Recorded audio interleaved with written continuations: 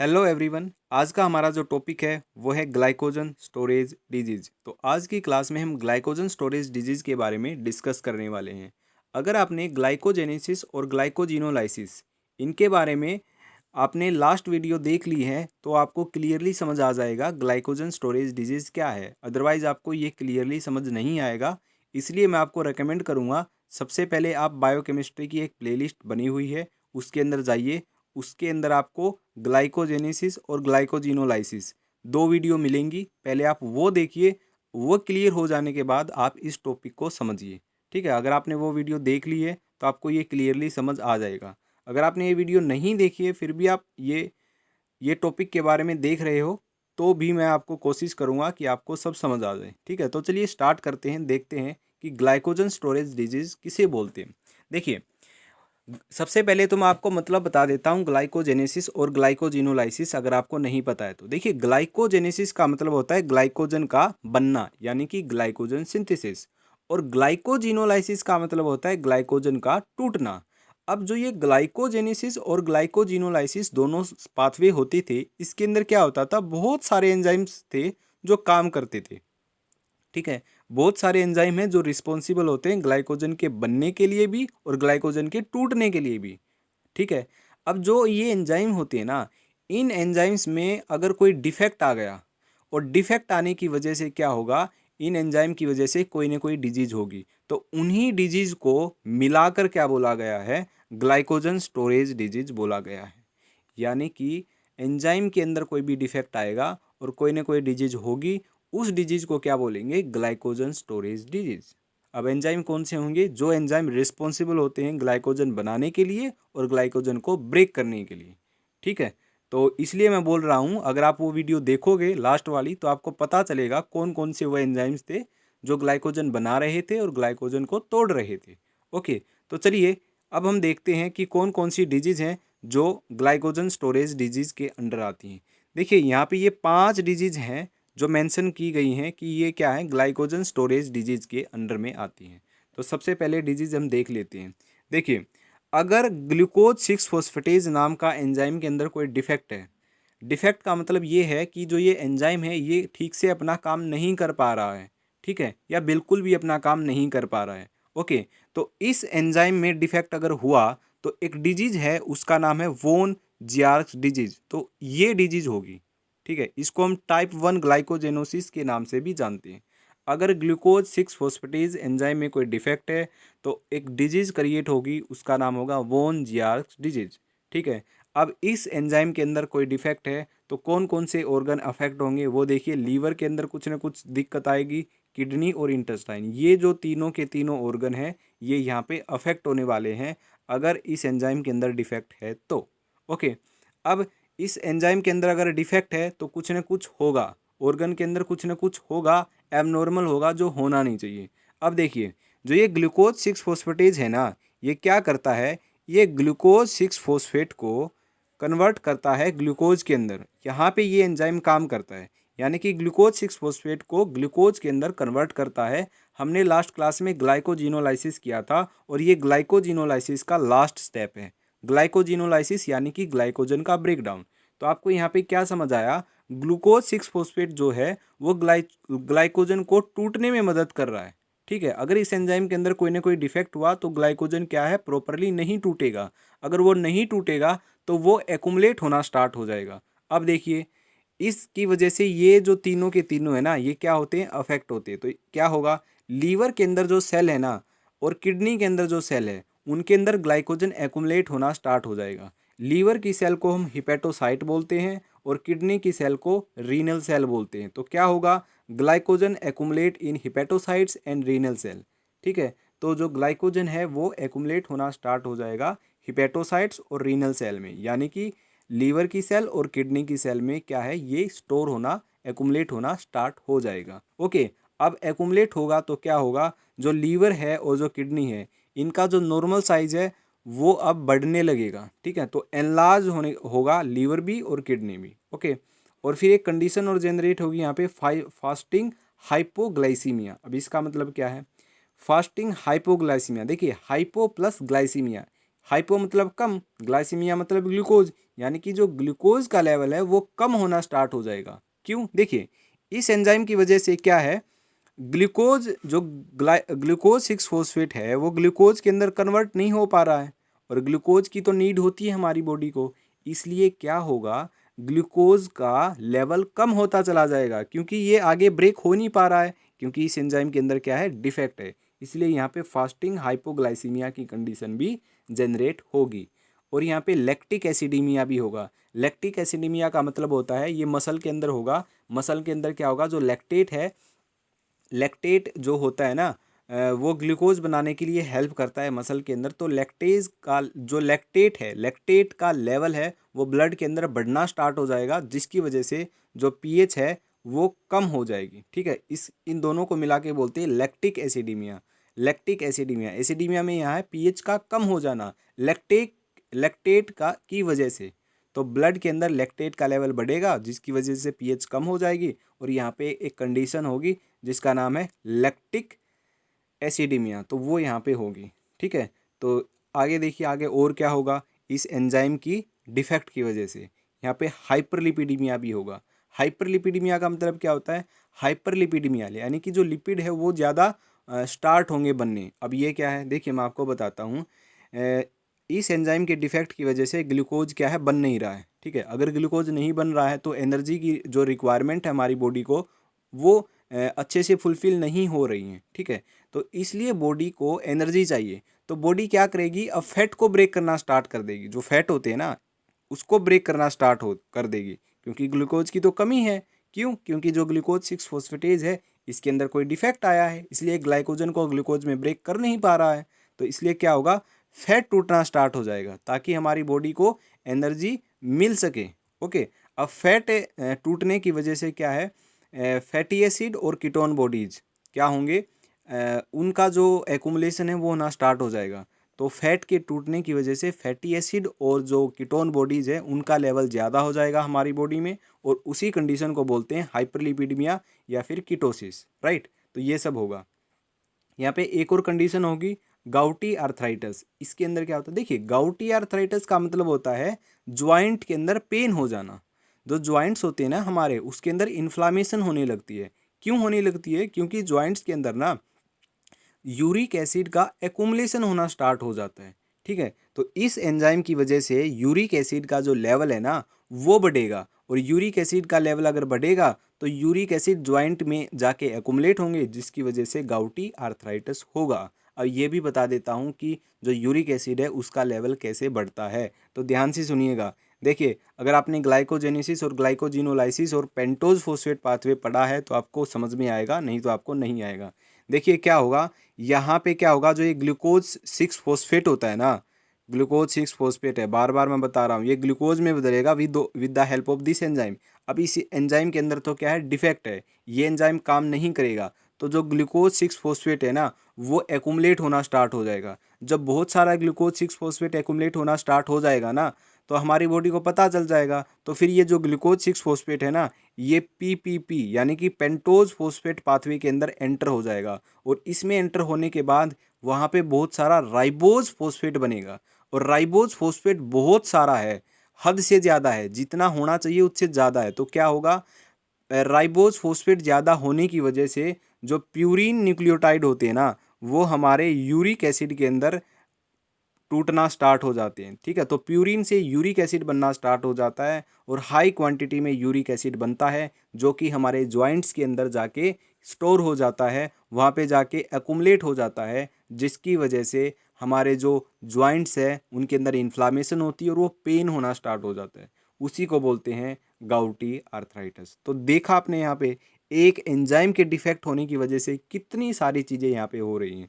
ठीक है, तो इसको बोलते हैं, अगर इस डिजीज़ के अंदर आप कोई डिफेक्ट आता है उसको वोन जियार्स डिजीज़ बोलते हैं। तो आपसे क्वेश्चन किस तरीके से पूछा जाएगा, अब वो मैं आपको बता देता हूँ। देखिए, ये हमारा आपको पूछा जाएगा कि देखिए ये टाइप 1 है, ये टाइप 2, ये टाइप 3, ये टाइप 4, ये टाइप 5, ये है, ये टाइप 1 है। आपको बताना पड़े, अगर आपसे कोई ये पूछता है ना कि बताइए ग्लूकोजन स्टोरेज डिजीज़ है उसके अंदर टाइप 3 डिजीज़ कौन सी है, तो आपको एग्जैक्टली बताना पड़ेगा कि भैया वो कोरी डिजीज़ है। और आपसे पूछता कि बताइए टाइप 1 डिजीज कौन सी है, उसका नाम बताइए, तो आपको एग्जैक्टली बताना पड़ेगा कि वोन जियार्स डिजीज क्या है, वो टाइप 1 ग्लाइकोजन स्टोरेज डिजीज है। तो ये टाइप 1, टाइप 2, टाइप 3, टाइप 4 ये आपको याद करना पड़ेगा।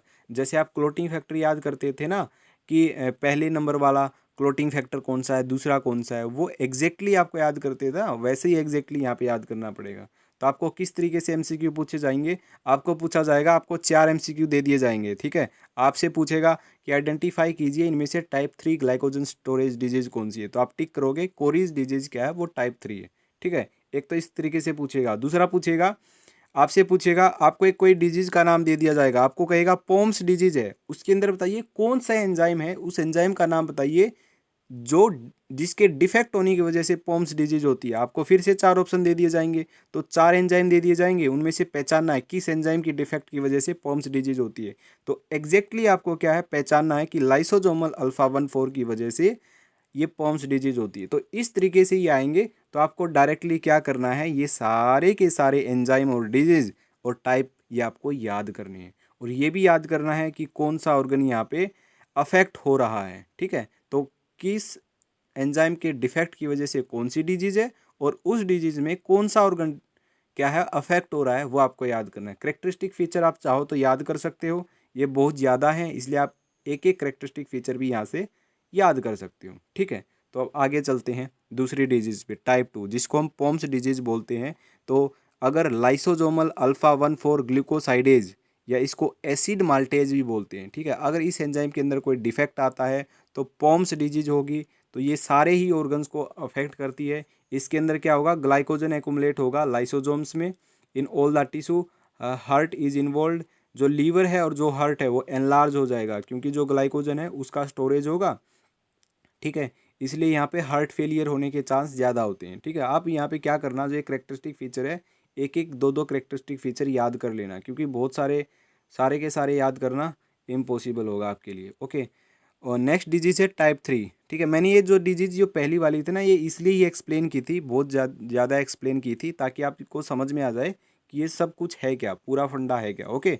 तो नेक्स्ट है टाइप 3, इसको बोलते हैं हमारी कोरीज डिजीज, ठीक है, या फिर इसको हम लिमिट डेक्सट्रिनोसिस बोल देते हैं, या फिर फोब्स डिजीज के नाम से भी जानते हैं। इस एंजाइम के अंदर क्या है, इस डिजीज के अंदर क्या है, ये एंजाइम डिफेक्ट होगा तो तब ये डिजीज होगी, ठीक है। तो D branching enzyme last class में हमने पढ़ा होगा, अमाइलो alpha 1,4 glucosidase D branching enzyme है। इस एंजाइम में अगर कोई डिफेक्ट आया तो कोरी डिजीज होगी, और इसके अंदर ये ऑर्गन लीवर, मसल, हार्ट और ल्यूकोसाइड ये क्या है अफेक्ट होंगे, ओके।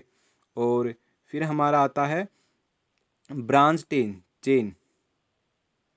देखिए, ब्रांच चेन ग्लाइकोजन एक्युमुलेशन, यहाँ पे D branching enzyme, D branching का मतलब है कि डी ब्रांचिंग नहीं होगी, यानी कि जो ग्लाइकोजन है जो ब्रांच्ड फॉर्म में है ना, वो एक्युमुलेट होना स्टार्ट हो जाएगा। कहाँ, लीवर के अंदर, तो लीवर एनलार्ज होगा।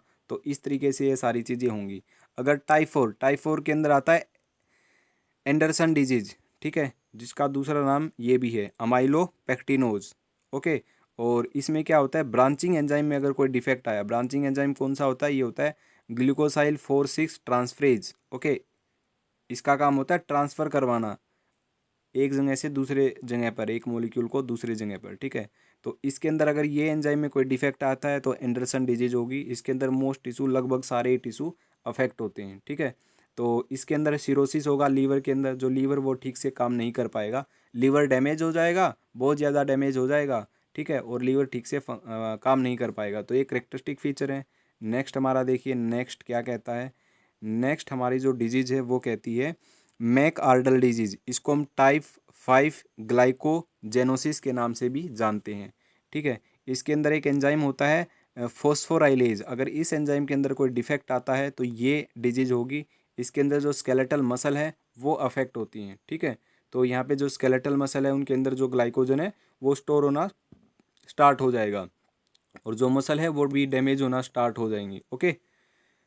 तो ये हमारा करेक्टरिस्टिक फीचर हो गए। नेक्स्ट डिजीज हमारी है टाइप 6, इसके अंदर आता है हर्स डिजीज। इसके अंदर फोस्फोराइलेज, यहाँ तो था मसल के अंदर जो फोस्फोराइलेज है वो अफेक्ट होता था, उसके अंदर कोई डिफेक्ट आता। यहाँ पे लीवर के अंदर जो फोस्फोराइलेज है ना, लीवर ग्लाइकोजन फोस्फोराइलेज, वहाँ पे क्या है डिफेक्ट आने की वजह से ये डिजीज़ होती है। इसलिए यहाँ पे आपको ये ध्यान रखना पड़ेगा कि किस डिजीज़ के अंदर लीवर वाला है और किस डिजीज़ के अंदर मसल वाला फॉस्फोराइलेज है, ठीक है। इसलिए छोटी छोटी बातें आपको याद रखनी है, क्योंकि इन्हीं पे एमसीक्यू बनते हैं। ओके, तो यहाँ पे लीवर अफेक्ट अफेक्ट होता था और यहाँ पे स्केलेटल मसल होती थी। यहाँ पे लीवर होगा तो यहाँ पे लीवर एनलार्ज हो जाएगा, जाहिर सी बात है। ओके, तो ये हमारा क्या था, ये हमारा टाइप 6 था। ये हमारा टाइप 7 आया, जिसको टाउरीज डिजीज़ बोलते हैं। इसके अंदर फोस्फोफ्रुक्टोकाइनेज, ये एंजाइम में अगर कोई डिफेक्ट आएगा तो टाउरीज डिजीज़ होगी। इसके अंदर एथ्रोसाइट यानी कि आरबीसी, रेड ब्लड सेल्स और स्केलेटल मसल, ये दो चीज़ें अफेक्ट होंगी, ठीक है। होगा क्या इनके अंदर, जो मसल होंगी उनके अंदर क्रैम्प आना स्टार्ट हो जाएंगे जब भी आप एक्सरसाइज करोगे। और हीमोलाइसिस होगा। हीमोलाइसिस का मतलब होता है आरबीसी का टूटना, आरबीसी ब्रेक होना स्टार्ट हो जाएंगी, ठीक है। अगर इस एंजाइम के अंदर कोई डिफेक्ट आता है तो टोरेज डिजीज के अंदर आरबीसी का ब्रेक डाउन होता है। क्यों? क्योंकि जो फोस्फोफ्रुक्टोकाइनेज है वो प्रॉपरली काम नहीं कर पाता है। ओके, तो ये हमारा एक छोटा सा फ्लो चार्ट था ग्लाइकोजन स्टोरेज डिजीज़ का। तो ये सारी डिजीज़ हैं जो यहाँ पे मेंशन की गई हैं। डिजीज़ और भी होती हैं, जैसे टाइप 8 भी होती है, 9, 10 और 11 ये भी होती है, लेकिन ये बहुत ही ज़्यादा रेयर होती हैं, इसलिए यहाँ पे इसको डिस्कस नहीं किया गया। तो मोस्टली ये 7 टाइप की ही ग्लाइकोजन स्टोरेज डिजीज होती हैं। तो ये हमारा पूरा टॉपिक था। अगर आप ग्लाइकोजेनेसिस और ग्लाइकोजिनोलाइसिस वो दो वीडियो देखते हो तो आपको ये एंजाइम ना ऐसा लगेगा कि आपने पढ़ लिए हैं अच्छे से, ठीक है। आपको ये याद भी हो जाएंगे, ठीक है। अगर आप पहली बार ये एंजाइम का नाम सुन रहे हो तो ये आपको याद नहीं होंगे, बहुत अटपटे लग रहे होंगे ये एंजाइम। ओके, तो ये हमारा क्या था, ग्लाइकोजन स्टोरेज डिजीज था। अब छोटा सा एक इन्फॉर्मेशन और आपको दे देता हूँ। जैसे देखिए ये साइकिल है, इस साइकिल के अंदर भी, पूरे साइकिल के अंदर भी क्या दर्शाया गया है, ग्लाइकोजन स्टोरेज डिजीज बताई गई हैं, ठीक है। जैसे देखिए ये हमारा टाइप 1 है, ये टाइप 7 है, यहाँ पे नाम लिखे हुए हैं, ये टाइप 4 है, ये टाइप 5 है, ये टाइप 6 है, ये टाइप 3 है। तो ये टाइप हैं, ठीक है, जो आपको याद करनी है। टाइप 1 के अंदर क्या था, ग्लूकोज 6 फॉस्फेटेज जो एंजाइम था उसके अंदर डिफेक्ट आता था, ठीक है। इसके अंदर डिफेक्ट आएगा। देखिए यहाँ पे मेंशन किया गया है कि जो ग्लूकोज 6 फॉस्फेटेज है उसका काम है ग्लूकोज 6 फॉस्फेट को ग्लूकोज के अंदर कन्वर्ट करना।